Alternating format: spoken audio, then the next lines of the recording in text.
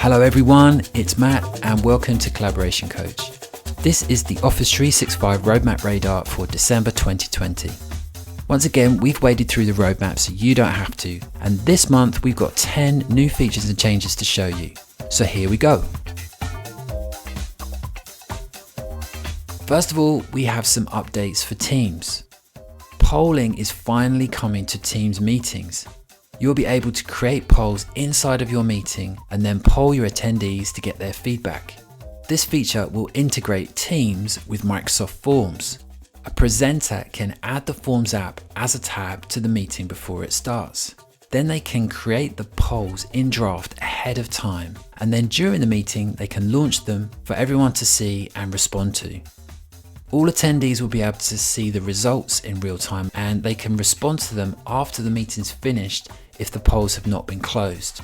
This will be available on Teams Desktop for Windows and Mac, and also for Teams on the web. This feature is rolling out now and should be available to everyone by the end of December. Microsoft is increasing the number of members that can be added to a team from 10,000 to 25,000.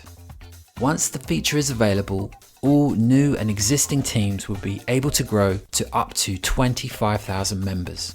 This update is rolling out in December and should be complete by the end of January 2021. Right now, Teams meetings are limited to 300 users. Microsoft has an add-on for Teams called the Advanced Communications add-on, and soon this will support up to 20,000 meeting attendees. But there is a catch. The majority of these attendees will be view only. So once your meeting passes the 300 attendee mark, all new attendees will be view only. View only just means that they can't participate as normal attendees, but they can view whatever content or discussion is being shared in the meeting. Also, the Advanced Communication add-on is not included in your Microsoft 365 plan. You'd have to pay extra for it. This feature is rolling out now and should be complete by the end of this month. Microsoft is launching a public preview program that allows people to have early access to unreleased features on the Teams app. This will allow people to turn on preview features so they can evaluate and test them. Administrators can turn on the new features with an update policy, and users can turn on the feature from their Teams client. And this is available now. Teams will soon start to warn participants that there are 5 minutes left of the scheduled meeting. This is just for information, and the notification will appear at the top of the meeting window for 10 seconds and then disappear without you having to do anything. It's just for information and it won't actually stop the meeting. This feature is rolling out now and should be complete by the end of this month.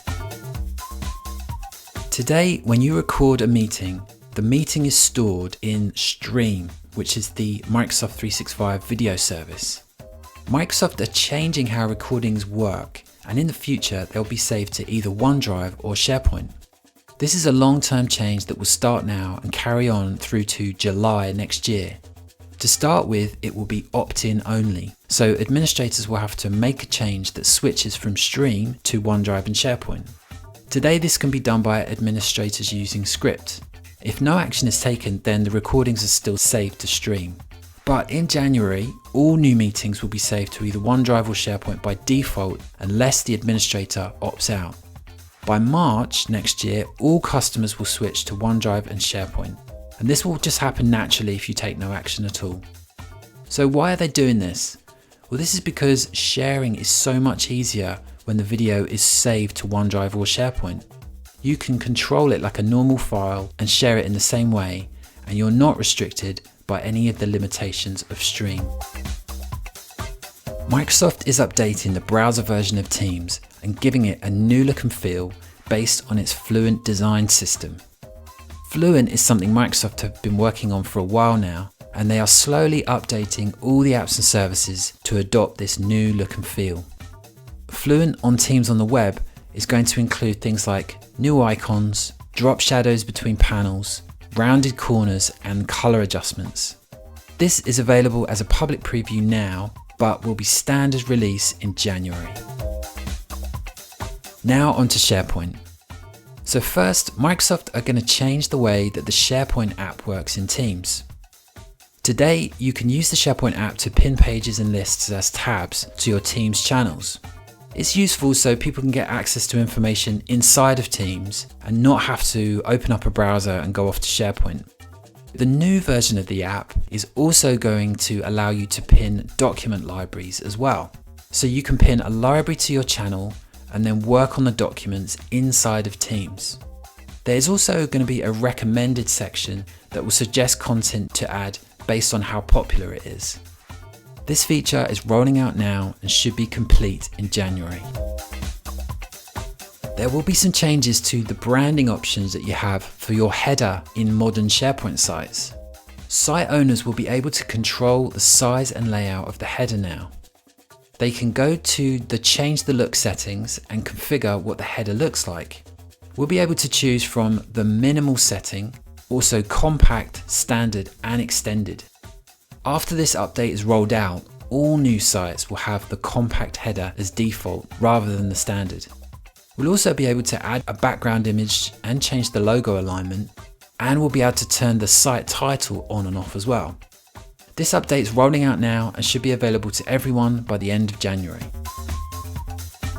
Soon you'll be able to add a My Feed web part to your SharePoint pages.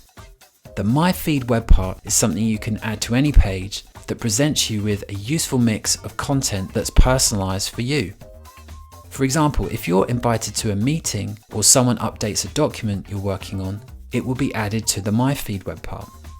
The My Feed web part will show as a new option in the web part toolbox when you edit a page. This feature is rolling out now and will be complete by the end of December. So there's my pick of the best of the roadmap coming to you in December. Thank you so much for sticking with me to the end, and I'll see you next time.